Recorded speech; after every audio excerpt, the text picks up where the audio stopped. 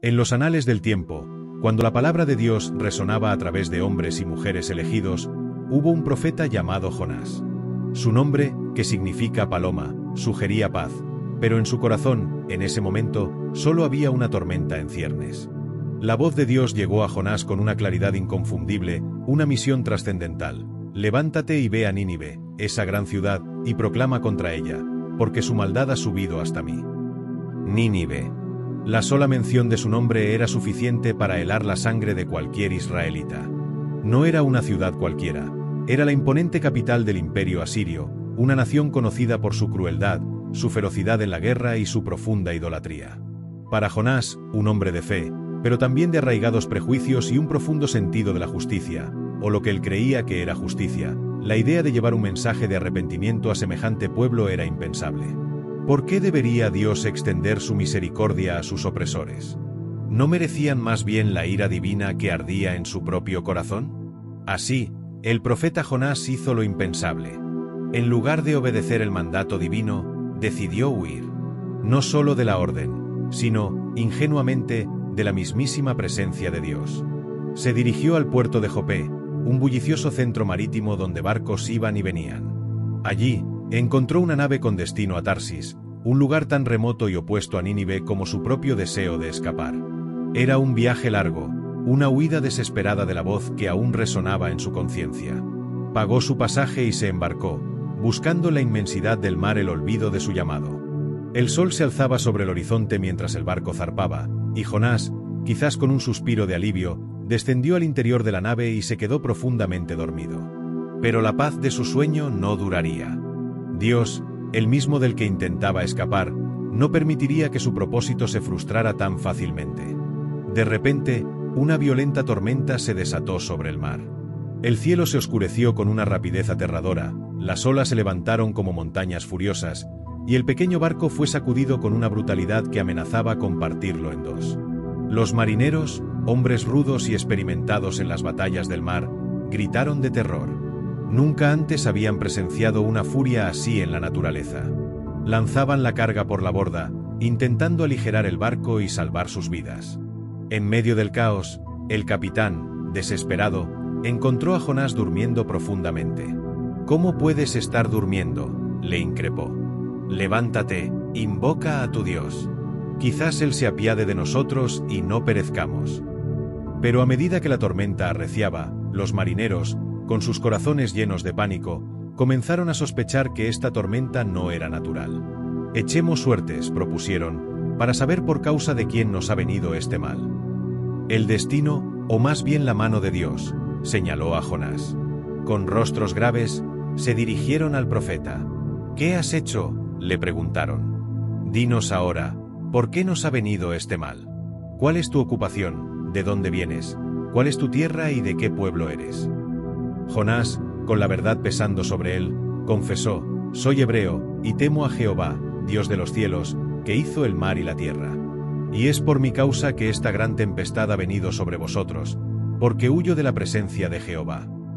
El terror se apoderó de los marineros al escuchar la confesión de Jonás. Estaban en un barco con un hombre que huía del Creador de todo. La tormenta se hizo aún más salvaje, como si el mar mismo escuchara y rugiera con la ira divina. «¿Qué haremos contigo para que el mar se nos aquiete?», gritaron, desesperados. Jonás, con una resignación amarga, y sabiendo que no había escapatoria de la justicia divina, les dio la única respuesta posible: «Tomadme y echadme al mar, y el mar se os aquietará, porque yo sé que por mi causa ha venido esta gran tempestad sobre vosotros». Era una sentencia dura, una que él mismo pronunciaba, el último acto de un hombre que había intentado huir de su destino. La vastedad del océano lo esperaba, no como un refugio, sino como el lugar de su inevitable encuentro con las consecuencias de su desobediencia. El temor y la desesperación de los marineros crecían a cada segundo, sabiendo que la vida de Jonás, y la de ellos mismos, pendía de un hilo. Los marineros, a pesar del pánico, dudaron. Eran hombres de mar, no verdugos. Intentaron con todas sus fuerzas remar de vuelta a tierra, pero la tormenta solo se intensificaba, implacable. Finalmente, con un clamor a Jehová, pidiendo que no se les culpara por la sangre inocente, tomaron a Jonás y lo arrojaron por la borda. En el instante en que Jonás tocó las aguas embravecidas, la furia del mar se aplacó. La calma regresó, como si un interruptor hubiera sido accionado.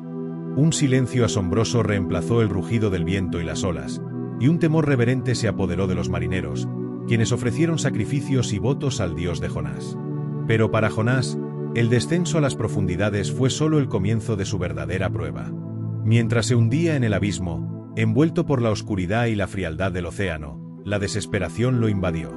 En ese momento de total abandono, cuando la muerte parecía inminente, Dios preparó un gran pez para que se tragara a Jonás. No era el fin, sino una oportunidad, un milagro incomprensible. Jonás no pereció en las fauces de la criatura marina. En cambio, se encontró en una prisión viviente, en las entrañas de una bestia. 3 días y 3 noches pasó Jonás dentro del pez. Fue un tiempo de profunda oscuridad, no solo física, sino espiritual. Allí, en la barriga del monstruo marino, rodeado de algas y sintiendo las convulsiones del pez, Jonás se dio cuenta de la magnitud de su desobediencia y de la omnipotencia de Dios. Desde lo más profundo de su angustia, clamó a Jehová, su Dios. Fue un lamento de arrepentimiento, una oración sincera desde el borde del Seol, donde reconoció la salvación que solo de Dios podía venir. Prometió cumplir su voto, ofrecer sacrificios de acción de gracias. Y Dios, en su infinita misericordia, escuchó el clamor de su profeta. Mandó al pez, y éste vomitó a Jonás en tierra seca.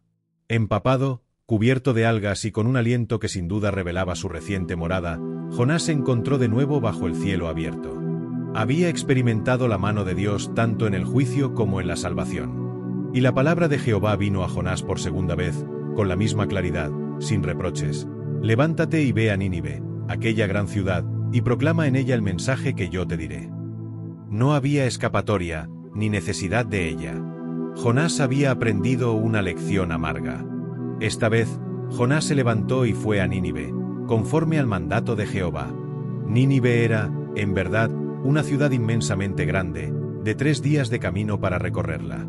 Jonás entró en ella y comenzó a proclamar, con voz cansada pero obediente, de aquí a 40 días Nínive será destruida. El mensaje era corto, directo, sin adornos ni explicaciones sobre su propia reticencia. Y para su asombro, y quizás para su frustración secreta, el pueblo de Nínive creyó a Dios. Desde el rey hasta el más humilde de los ciudadanos, todos se arrepintieron. Decretaron ayuno, se vistieron de cilicio, un símbolo de dolor y humillación, y clamaron fervientemente a Dios, volviéndose de su mal camino y de la violencia de sus manos. Incluso los animales ayunaron y fueron cubiertos de cilicio. Dios vio sus obras, vio que se habían apartado de su mal camino. Y el corazón de Dios, que es lento para la ira y grande en misericordia, se arrepintió del mal que había dicho que les haría, y no lo hizo. La ciudad de Nínive fue perdonada. Pero esto desagradó en extremo a Jonás, y se enojó. Un profundo resentimiento hirvió en su alma. ¿No es esto lo que yo decía estando aún en mi tierra?, exclamó en su oración a Dios. Por eso me apresuré a huir a Tarsis, porque yo sabía que tú eres Dios clemente y piadoso, tardo en enojarte, y de grande misericordia, y que te arrepientes del castigo. Jonás no quería misericordia para Nínive, quería justicia, la retribución que creía que se merecían por su maldad contra Israel. Salió de la ciudad y se sentó al este de ella, construyendo una enramada para protegerse del sol, esperando ver qué pasaría con la ciudad.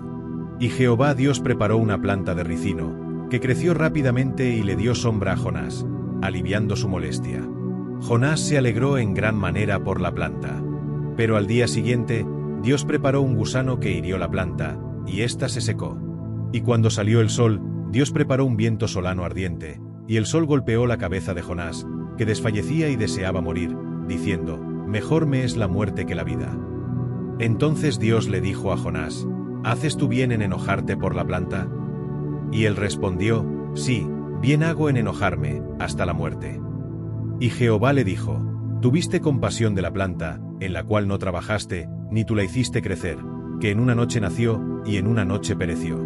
Y no he de tener yo piedad de Nínive, aquella gran ciudad donde hay más de 120.000 personas que no saben discernir entre su mano derecha y su mano izquierda, y muchos animales». Así concluye la historia de Jonás, con la pregunta abierta de Dios resonando a través del tiempo. Un profeta que quería ver juicio, enfrentado a un Dios de compasión ilimitada. La historia de Jonás no solo es un relato de desobediencia y milagros, sino una profunda reflexión sobre la verdadera naturaleza de la misericordia divina y la lucha humana por comprender y aceptar la gracia de Dios, incluso para aquellos que consideramos nuestros enemigos. Nos obliga a cuestionar nuestros propios prejuicios y a entender que la compasión de Dios es mucho más vasta de lo que a menudo estamos dispuestos a aceptar.